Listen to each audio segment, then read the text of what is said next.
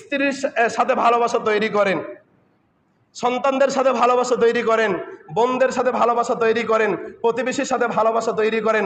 আপনার মনটাকে সুন্দর করে দিবেন তিনি কে? কথা বলেন, তিনি কে? স্ত্রীদের হাতে টাকা দেওয়া শিখবেন। কাদের হাতে টাকা দেওয়া শিখবেন?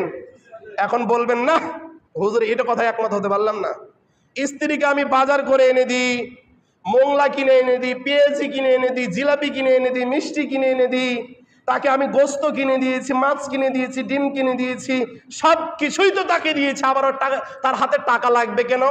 ওই যে মাছ কিনে নিয়েছেন ওই মাছটাকে আপনার স্ত্রী একাই খায়? ওই যে মিষ্টি কিনে নিয়ে এসছেন ওই মিষ্টিকে আপনার স্ত্রী একাই খায়? আপনি খান না, তা আপনার পকেটে টাকা থাকে কেন?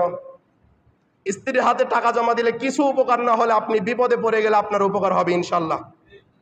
কথা কি আমার বুঝতে পেরেছেন? এমনও স্ত্রী রয়েছে গুণবতী স্ত্রী। কি বতী স্ত্রী? আপনার কাছ থেকে 10 টাকা 5 টাকা প্রতি সপ্তাহে করে নিবে, আর টাকাটা এক জায়গাতে অ্যাকাউন্টে জমা রাখবে। হঠাৎ যখন স্বামী বিপদে পড়ে যাবে টাকাটা দিবে না দিবে না? ভালো স্ত্রী আছে না নাই?